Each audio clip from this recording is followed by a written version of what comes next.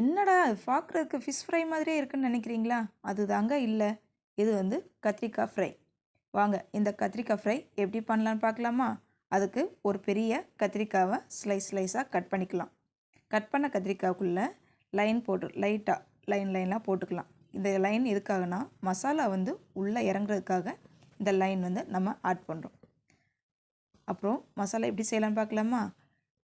2 teaspoon அரிசி மாவு, 1 teaspoon cornflour மாவு, 1/2 டீஸ்பூன் மஞ்சள், இஞ்சி பூண்டு விழுது. நான் இப்போ அதிலையே காஷ்மீரி சில்லியும் சேர்த்து அரைச்சிட்டேன். இவ்வளோதாங்க. லைட்டாக உப்பு சேர்த்துக்கலாம். நான் வந்து இந்து உப்பு சேர்த்துருக்கேன். இப்போது நல்லா மிக்ஸ் பண்ணி விட்டுட்டு தேவைக்கேற்ப தண்ணியையும் ஆட் பண்ணி விட்டுருக்கலாம்.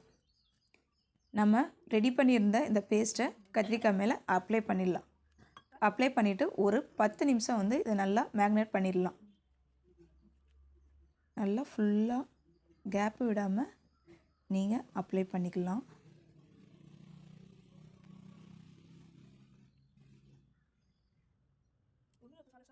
அப்ளை பண்ணிவிட்டு ஒரு தோசைக்கல்லில் லைட்டாக எண்ணெயை வந்து ஸ்ப்ரெட் பண்ணிவிட்டு இதை அப்படியே போட்டுடலாம்.